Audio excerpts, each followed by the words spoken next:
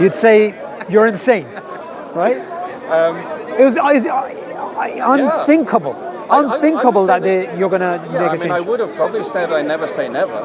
Right. But, I would have said that I strongly doubt you're ever going to come up with any kind of evidence or proof that's sufficient because of the very nature of the thing you're claiming. I would say you're claiming something metaphysical, and we have better methods of achieving, access to truth than that. So I was very convinced that I would never be presented such proof. But I always said, Did you accept metaphysics though? Did you accept that there's things beyond science, assumptions about the world being real, assumptions about epistemology and these types of things? Ironically, for me, those were all the gaps. Gaps, okay. Yeah, so the whole God of the gaps thing, that's projection. Because all those metaphysical things actually represented gaps. And so either we knew what it was, because we had some canonical orthodoxy, we had some institutions had agreed this was the right theory or whatever, or it was one of the gaps. And so you can analyze and entertain those things metaphysically if it helps you deal with things, or helps you, patch between two different areas. You can talk about consciousness as a metaphysical entity if you want, but ultimately underlying it there'd be some physical reality that we've maybe yet to have a proper authenticated canonical theory. So were you a physicalist? Yes, yeah, pretty much, yeah. Okay. And did you believe that physicalism was a proposition or a conclusion? Did you believe that, okay, this is my faith, I'm a physicalist, it's a proposition which I cannot prove, or it is just simply true? No, for me, it was a combination of brute fact and something which had been proved. A brute fact and? For me, it was a brute fact, but also something that could be proved. Because I didn't realise at the time, my philosophical maturity wasn't quite there enough to realise that if you're claiming something's a brute fact, you shouldn't really be claiming it can be proved. But I was like, you could take either. That's an interesting... Because previously I was like, well, look, you can either just obviously everything physical, and if you want to build this hierarchy of abstract things, you can, and at some point you go beyond what you physically know, you go for it, but it's all mental gymnastics to me. It's just like if you need to, go for it. So you could do that way, or I could say, well, look, we can prove it from first principles. Let's start with, empirical observations. Everything comes from, knowledge comes from through your eyes or your ears. So you believed in a form of scientism of some sort? Yes, but also, a baby is born with just a ton of connections in its brain, and it just blurts out whatever, and then the connections very quickly die off, and it gives shape to its, brain and its ability to then make sense of the world. And so, what we term knowledge is really, recognition of structure and pattern and things like this. So, when you were in this particular position and you're coming to these realizations, like you said previously, that there's all these parameters which I thought were immovable and unquestionable, but actually they're just assumptions. So things about physics itself, things about reality itself. I think you referred to Bohr earlier. That was Born, Max Born. Max Born, yes. Different from Bohr. Yeah, and that barrier being in place, firstly you have to be aware of the barrier, and then challenging that barrier meant the door to metaphysics was far more open than you initially supposed. Would that be the right way of putting it? Yeah, it was interesting because, the guy I was talking to, Kareem, mashallah, he had so much patience with me. I was attacking him for like 6 months straight, and there was this gradual realization, and, that really, if I'm fair, if you apply the same standards, then I was relying on metaphysical entities during my studies, because at the time I would sort of fell into this Platonic belief, for example, which is pretty much how you're taught to think of physics, really, that made equations metaphysical entities, or rather the things equations represent being metaphysical entities, or that nature. Because at some point, however you go back, this is because of this, because of this, because of this, either it goes around in circles, in which case you're in the world of circular logic, or it doesn't go around in circles and it at some point terminates. And that's where I realized, if I have multiple points of termination, then Occam's razor is against me. That's a very good point. Yeah. So would you say at that point you became a sort of foundationalist? Things have to go back to self-evident truths. which cannot be proven. I always had a problem with self-evident truths because of human limitations. So using that as a basis for things, I always had a problem with. Okay. So what was your foundation at that point that led you to believing in God? What was the springboard or the catalyst? The springboard was really, it was realizing certain necessary aspects of atheist belief. Certain necessary aspects of atheist belief, I mean faith-based aspects. Well, as I discussed before, like, although you can ideologically paint these atheist belief systems and structures, and there were different ones, sort of flavors I tried. I used to be, like I said, when I approached Kareem, I was very much a hard atheist, and I became a soft atheist at some point because the hard atheist position became untenable. Sorry, what was the question? What was the catalyst that took you from that hard naturalism, physicalism, to, okay, before we get to God, the door to God is open. Not God itself, but, okay, there's something maybe beyond physicalism. It was really leveling the playing field, because you know the thing with privateers versus pirates, freedom fighters versus terrorists. So privateers were, British state-sponsored pirates. Oh, I see. And pirates were. Oh, no, so it's a subjective label we give. It's where you give them the label, and that sort of games the playing field to start with. Sure. And so I realised, really, if we spoke about things on a level playing field as being entities with certain properties and characteristics, then my prejudged argument saying, "Oh, it's a god," sort of fell away. And then I realised, well, I also have entities with various different characteristics, and I could come up with some de jure reasons why, this is different from that,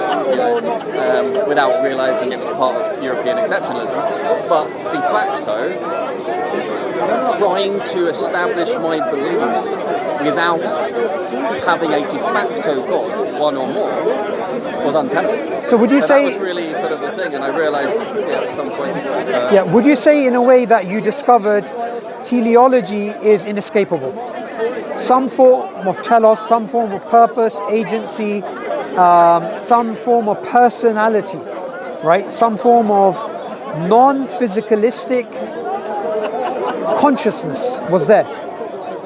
The only problem I have with adopting the word consciousness is its definition is woolly, even today.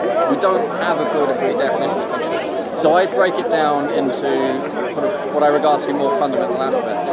So, for example, something that it's able to purvey information, I would choose. So information is a well-defined thing. I can talk about information theory, or we can talk about information in physical systems. We can talk about the possessor or originator of power, and the thing that exerts will, intention. So we could talk about these aspects, but I wouldn't sort of bundle things up in consciousness. Like every, like I said before, I'm autistic. Every single term had to be very, very well defined. Okay, so let's start with non-reductive materialism. Was that would that capture your position? Define non-reductive materialism as you see it. That's a good question. So materialism, everything can be broken down to physical causes, effects, within time, space, and matter. Yes. You were? Okay, good. I was previously, yeah. Okay, so that position changing over to a new position. What was the new position?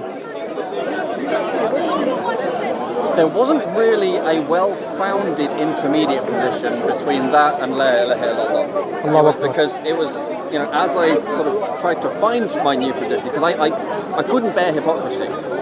But I was sure there'd be some other kind of way, and just trying to search for and find these positions, I realised that ultimately you wouldn't.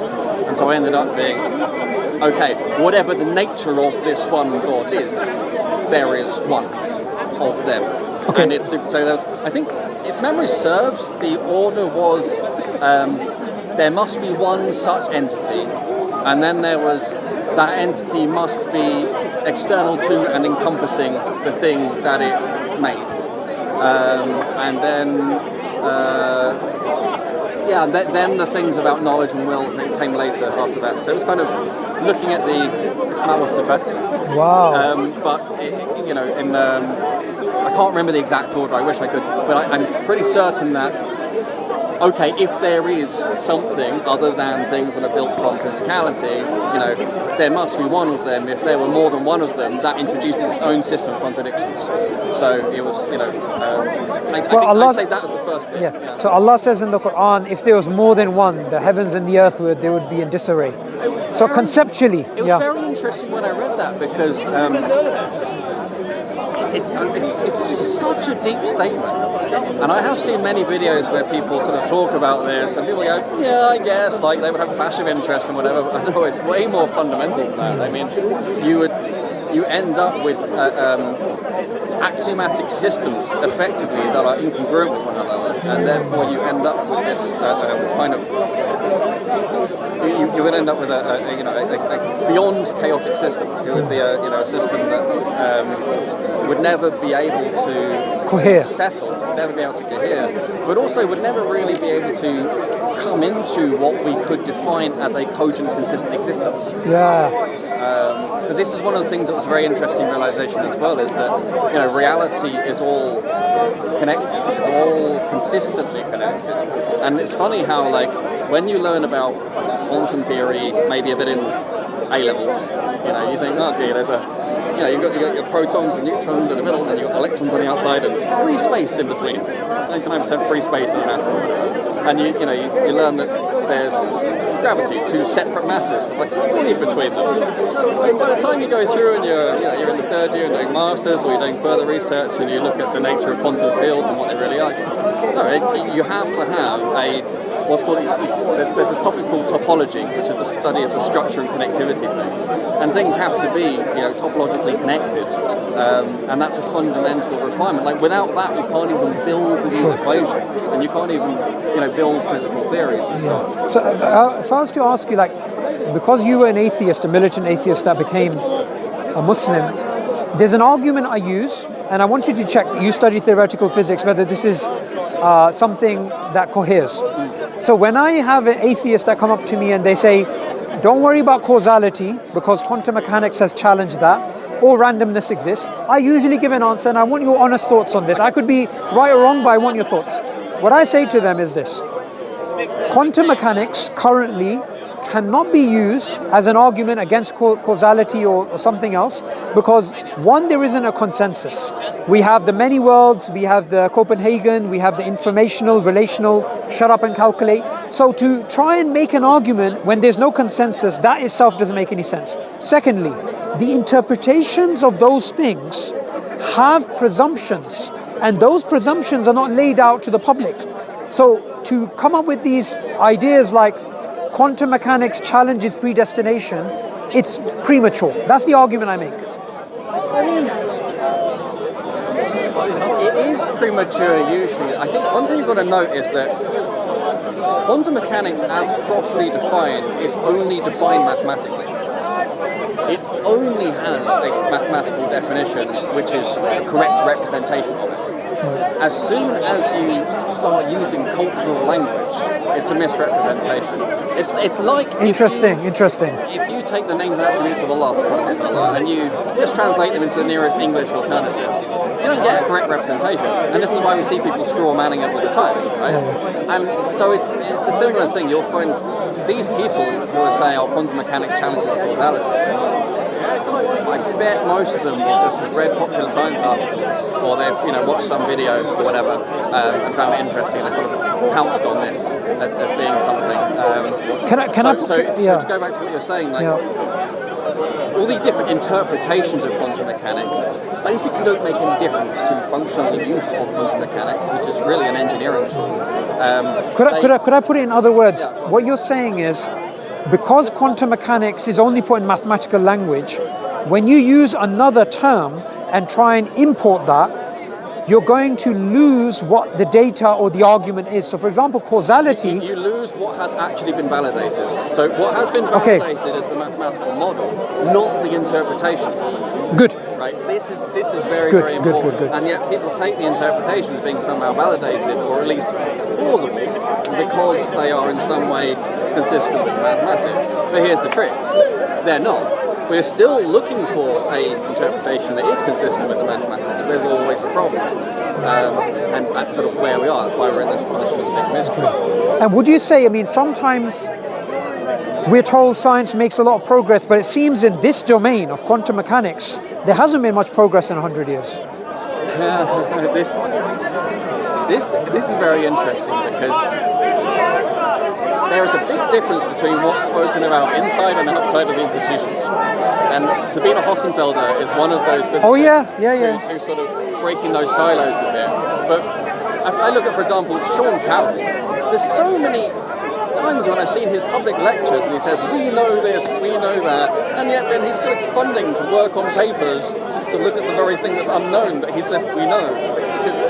Because, so there is a lot of, I don't think it's intentional dishonesty.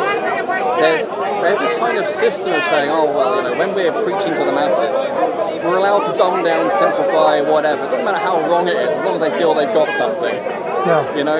So what do you think about Sabine? What do you think about her claims that she makes about big science, misrepresentation, funding?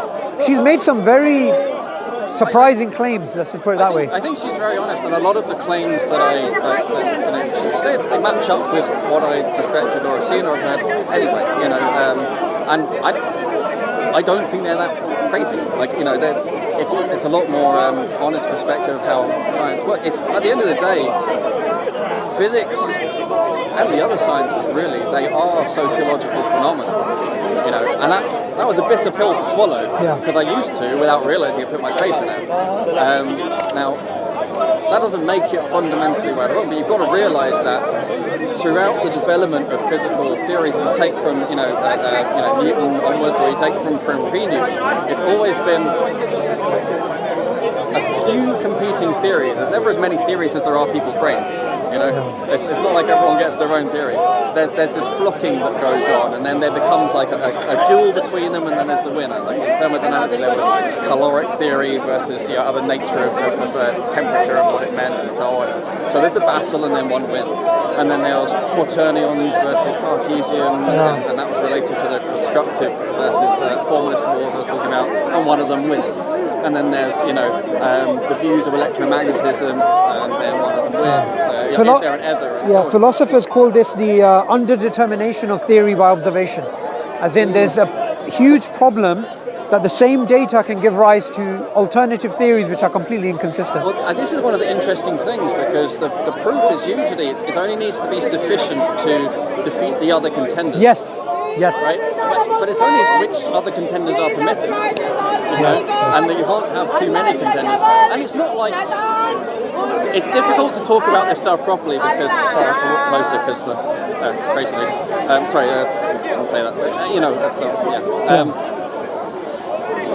it's difficult to talk about this without sounding like you're saying scientists are all involved in some big active we have to be careful of that. Because there is, I believe what's happening is more like an emergent collusion. So it's like an emergent phenomenon. It comes, if you take the sort of rules of the system, how it works, you get a bunch of people who have to vie for a certain amount of funding. There is a certain kind of structure, and therefore there's some kind of hierarchy. Some people have tenure. There's a limited amount of labs, resources, so on and so forth. Like all of these factors conspire, and also there was this dramatic shift in sort of, publishing and the expectation to push out papers, and how publish or perish, the importance of having papers. And one paper having 15 authors. Well, this too. But the other one is an interesting shift where people accept this idea of to be scientific it has to be falsifiable. It's like, yes, that's true, but it also that doesn't take away the requirement of verifiability. You need both. So then you had a whole bunch of people associated with CERN, for example, that are just throwing out some theory, saying, it's falsified, that's still valid science. And it's like, but it was never going to work. The maths never worked. You never even showed. I think a lot of people appear to start using experiments as an alternative to doing the maths, because the maths got too hard. Right? There's this whole, a lot of people don't realise you've got to look at the timing of things, right? You had Richard Feynman who was credited with the path integral formulation of quantum mechanics. And this, at the time, was insane, because you have what's called a divergent infinite series, and you're summing it up.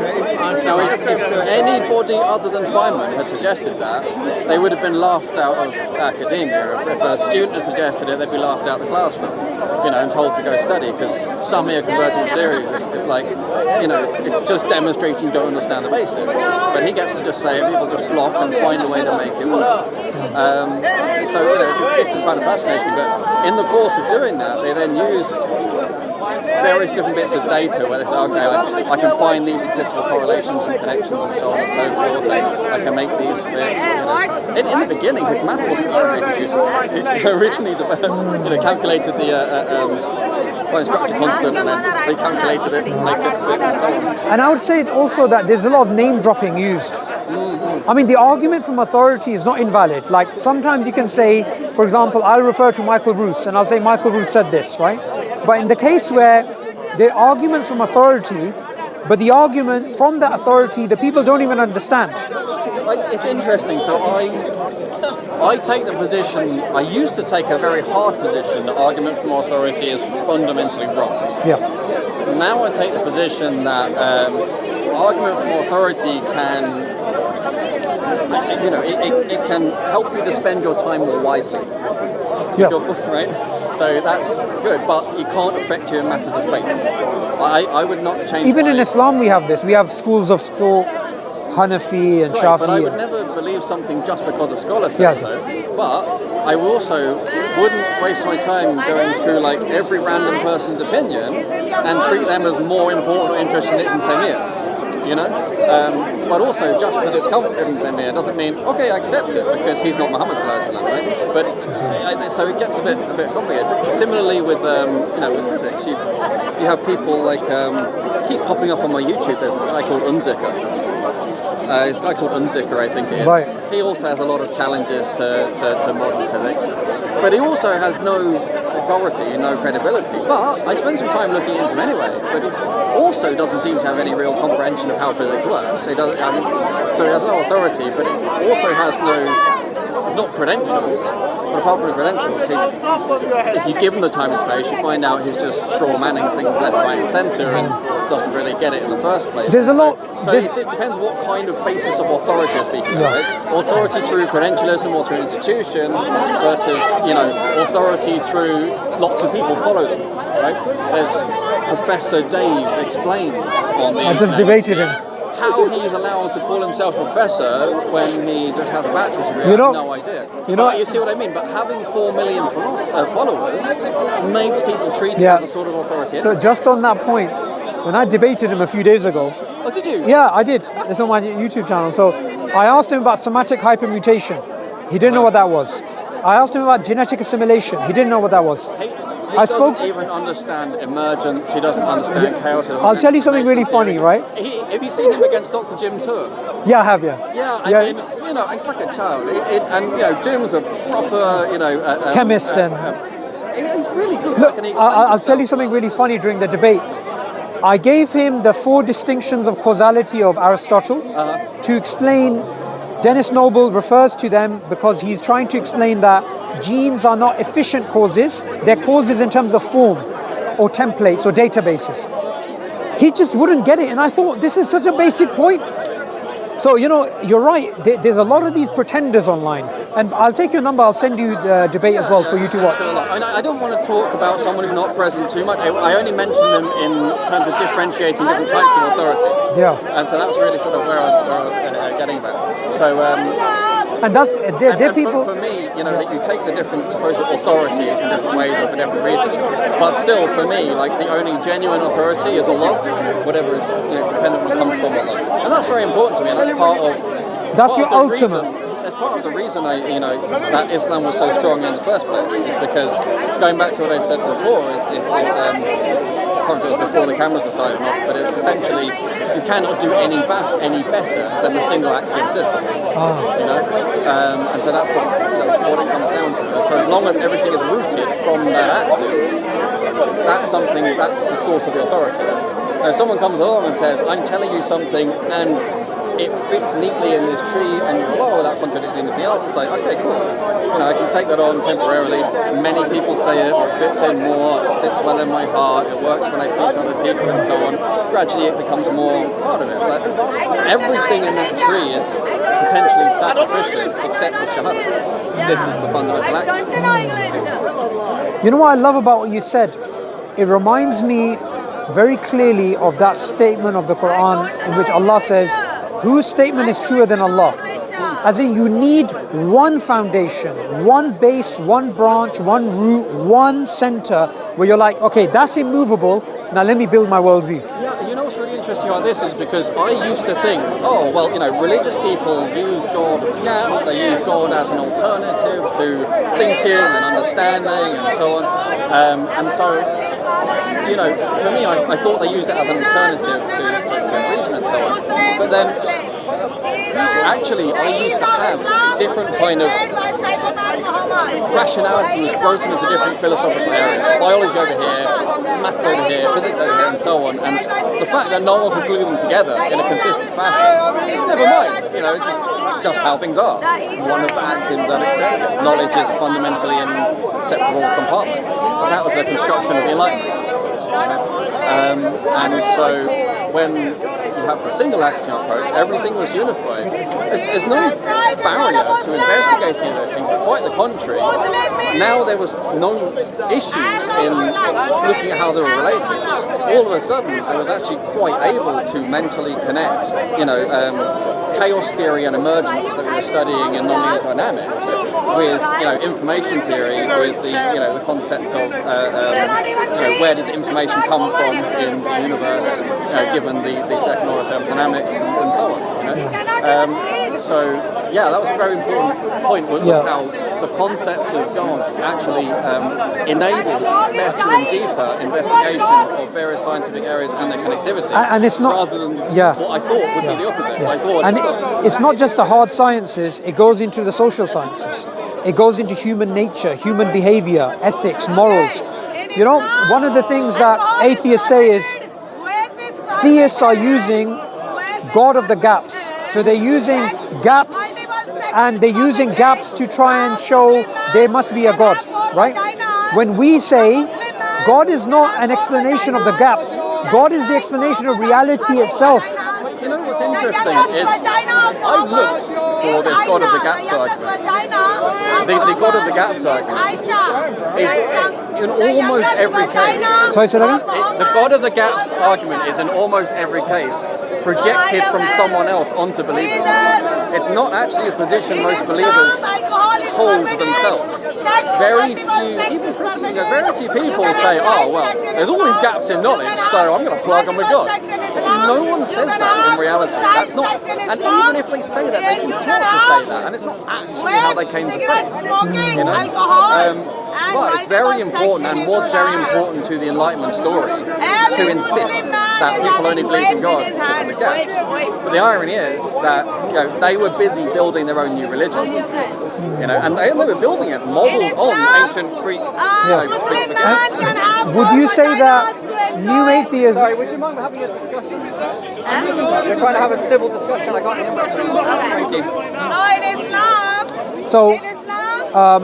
Would you say that new atheism became like a religion replacement for a lot of people? The way that they had these... It was a secret religion. The way I would say it is you have from the French Revolution, right, you have this very important push against the amount of influence Catholicism had and so on. And there's branching out all these different kind of Christianities. And then they went to try and, okay, we need to have this separation between church and state. But what they did was create this new church, which is so fused with the state that they became one entity. But all they did was deny that it's a church, in the same way as they denied they had lots of gods. Remember I said before, if you have, Kronos and Fortuna. Kronos was Roman god of time. The Greeks had a similar one, of Kronos of time and Fortuna of chance. If you take away the personification, it doesn't take away its essence as a deity. And so they're re-importing deities. They're having deities that are taught by institutions. The institutions have, the levels of priesthood you have to go to, which is just like how Pythagoras had his school, right? Where initially you go in and for the first 3 years, you take a vow of silence and you're just talked at, and you're not allowed to contribute yourself, and you gradually rise up. And so they recreated the Pythagorean with the 4 horsemen, with the structure, yeah. So for me, looking back, now I can see that where they were saying, oh, this is not a religion, these are not gods, it's just a fiat declaration, but de facto and functionally, they are deities in the same way as the only difference is, okay, you don't have a statue, actually, they end up making symbols. They do. And they end up, you don't realise how many sacrifices they're making. One of my favourite epistemic sacrifices. One of my favourite examples is Adam Smith, right?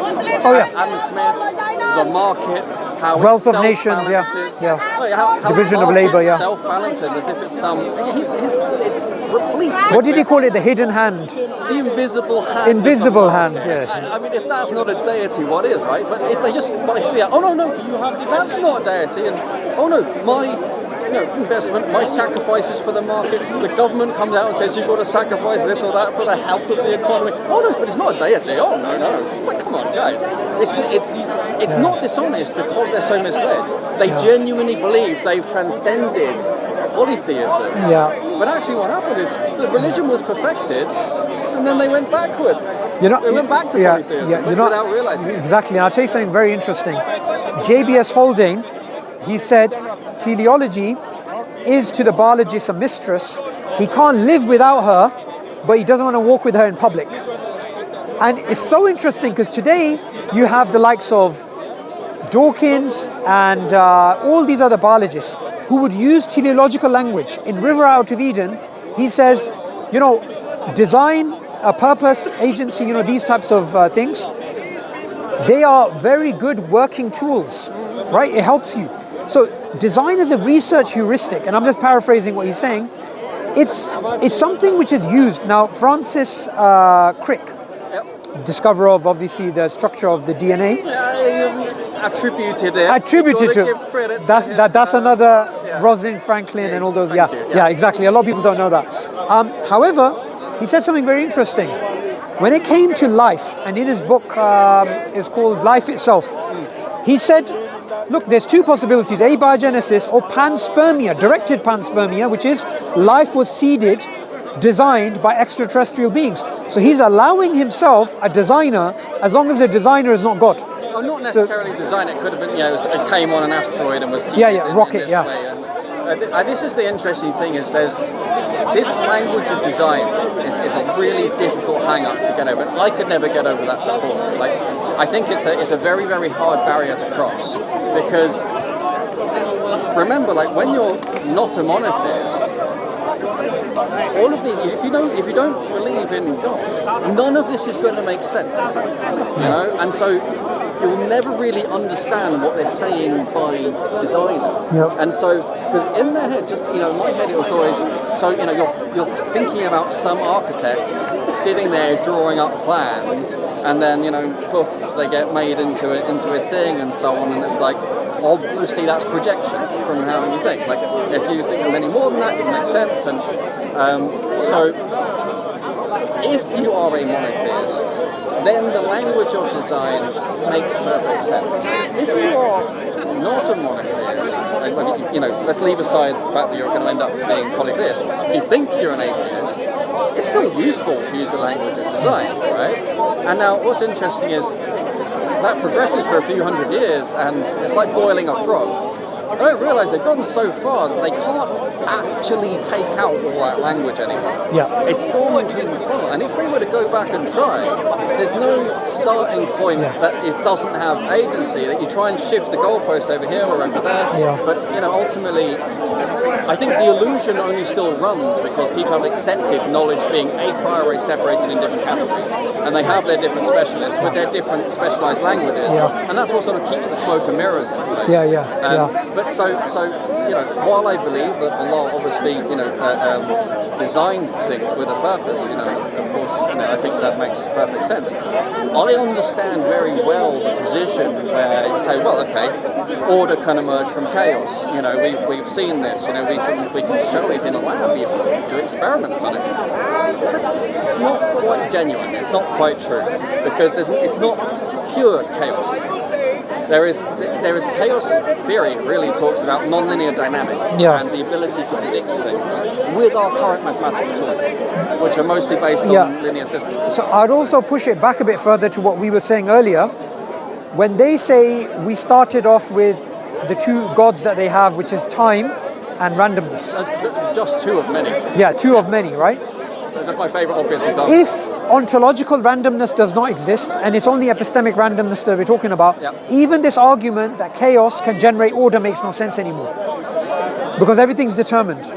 Yes, it does, correct. So often...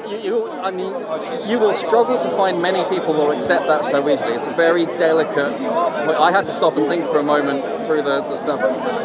That's going to be a very difficult sell to someone who doesn't, doesn't see your worldview. Yeah. They don't have to necessarily take it, but they have to be able to see your worldview. Okay. But it is, I would agree. Okay. It's strong, it's just difficult to get across. Good. So I think I definitely want to bring you for an interview. Okay. We'll do an interview, inshallah. We'll do an interview. We'll have, in fact, it'll be nice to break down your story into segments because we kind of went in many different directions. But the last thing I just want to put to you is, Thomas Kuhn, he argues about paradigms and paradigms being incompatible. Yes. Meaning, for example, Newtonian mechanics and the Einsteinian worldview, time, space, even have different definitions. Even mass has a different definition. And what he's saying is to switch between one to another is not just observation and evidence and experimentation. There is a conceptual shift you have to make from one to another, what he calls a gestalt shift. The images which change. Would you say your shift from materialism, atheism, physicalism to Islam, obviously there was an input of you studying theoretical physics and doing all this stuff, but there was an element of a choice that I am no longer going to live in a world of inconsistency. I want to be consistent with one deity rather than many. Oh no, so I never wanted to live in a world of inconsistency. I never wanted to be a hypocrite. I just didn't realise how much I was an inconsistent hypocrite. Right. That's important. And I don't think there exists any atheist except that they are an inconsistent hypocrite. In the nicest possible way to any atheists out there, it's not your fault, you're wearing this lens, But you've upset them. You see what I mean? It's not that I suddenly went, I want God and to reject those things. I always wanted to reject, inconsistent things. So if you take your example of Newtonian mechanics and, Einsteinian general relativity, Poincaré's relativity, I could say. That's another story. It's not really right to say Newton's wrong anymore. It's correct within its domain of validity. And the concept of domain of validity is really, really important to understand. So, insofar as you're working in the Gestalt, or the Newtonian framework, then it works. If you then are considering some system which is outside of that framework, or which extends beyond the bounds of validity of that framework, then you need another framework. And then, general relativity itself starts to break down at certain points, and you move out of that framework. Would you say... when I shifted, I would say, into monotheism, it's not that quantum theory became any more right and wrong. My understanding of its domain of validity shifted slightly, because for me it was no longer a foundational basis on which I could make arguments about the nature and existence of things. So its ontological status changed, but its nature, the mathematics of it, and the evidences for it didn't change at all. Yeah. Or another way of putting it is levels of abstraction.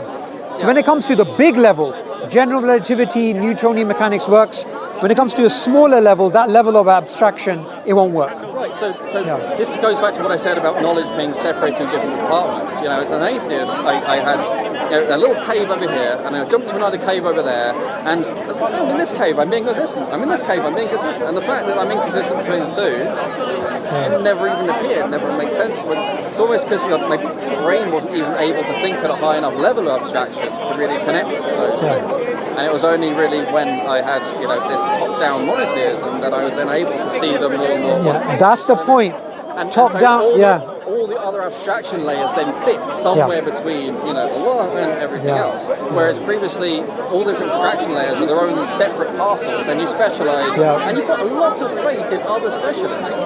Even, when you're studying quantum mechanics, let's say, you have to understand complex analysis. You just can't do it without complex analysis. Complex analysis that relies on Cauchy sequences and things like that, and you might learn what those constraint conditions. There's always at some point your professor goes, you have to just trust that's been done by those people. And I spent 15 years or more since I graduated buying up books from 1750 up to present day, following all those rabbit holes because I'm an autistic geek on this stuff. And it is really, really fascinating to see that the amount of faith that is actually required and that is baked in, but in a very sort of hidden way. Absolutely. But I love what you said, that top-down theology, or we could say the epistemic doors being wide open because of La ilaha illallah. It makes everything make sense. It was, honestly, this was probably the most incredible thing, was as soon as this concept of what a deity actually was clicked, right? As soon as I realised I've been straw-manning deity this whole time, and if I take the actual concept that it is, then I'm a polytheist and a hypocrite. Okay, let's talk about this more seriously. There must be some way to sort this out, and so on and so forth. Ended up with the sort of logical acceptance that La ilaha illallah, to which I was very frustrated at the time. You can do, I think we're just finishing, but He deserves a coffee after this, so we're going to go. I was actually quite frustrated to find out having two crude had very different plans for university than becoming a pious person, and it was something I had to emotionally wrestle with. I very much didn't want it. But it's a beautiful journey, though. In retrospect, it certainly was, but at the time it was quite terrifying and frustrating. And then, but the one thing that sort of, I think the first benefit, I could say, was all of a sudden the ability to think top down, the ability to see things in their place relative to each other, to break down the artificial boundaries between knowledge that have been put in place from the rationalists through the Enlightenment period and so on. Like all of that baggage blowing away, I didn't lose any of the maths. Quite the opposite. I now saw how it connected together more. I could better understand the relationship between constructivism and formalism. I could better understand, how and why Maxwell really was doing what he was doing, and the way he had a beautiful synthesis of thermodynamics with classical mechanics as it had been discovered, as it had been understood through what's called Lagrangians and so on. And it was an absolutely stunning thesis, which previously I didn't really understand the depth of it. But looking back, when I had this top-down structure, then I could really see the depth. Because one of the things really interesting is three of the real main characters that actually gave us the foundations upon which modern physics was built was Maxwell, Hamilton, and Peter Guthrie Tate. These three absolute giants, and they were all dedicated believers in God.